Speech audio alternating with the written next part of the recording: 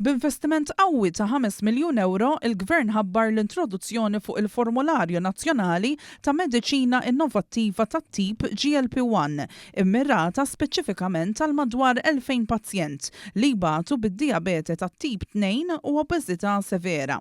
Dan tħabbar mill-Ministru għas-Saħħa u l-Anzjanità Attiva Joe Etienne Abela fil-preżenza tas-Supretendent tas-Saħħa Pubblika il-Professur Charmaine Gauci u s-Segretarju Permanenti fl-istess Ministeru Renzo De Gabriele.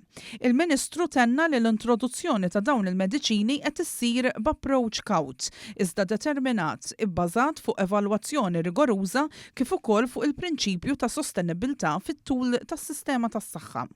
U enfasizza kif il-mediċini GLP-1 ilhom jiġu diskussi b'mod estensiv fuq livell internazzjonali b'riżultati pożittivi li għanqlu tama ġdida fost il-komunità medika u l-pazjenti.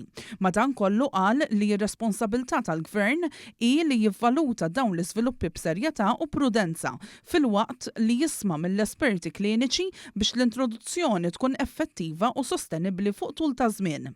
Aħna maħniex qed ngħidu li din il-mediċina waħedha ħassolvi dawn iż-żewġ kundizzjonijiet. Aħna qed ngħidu li dawn il-mediċina huma għajnuna kruċjali, huma għajnuna tajba ħafna biex flimkien ma' miżuri oħrajn il-kundizzjonijiet tat-zokkor u tal-obeżità nistgħu nikkontrollawhom u nsalvaw il-ħajja tal-pazjent. Waqt il-konferenza tal-aħbarijiet ingħad li din il-miżura tifforma parti minn viżjoni usa tal-Gvern li tpoġġi lil pazjent fiċ-ċentru tagħha, b'enfasi fuq kura holistika u aċċess ġust għal dawk li l-aktar għandhom bżonn.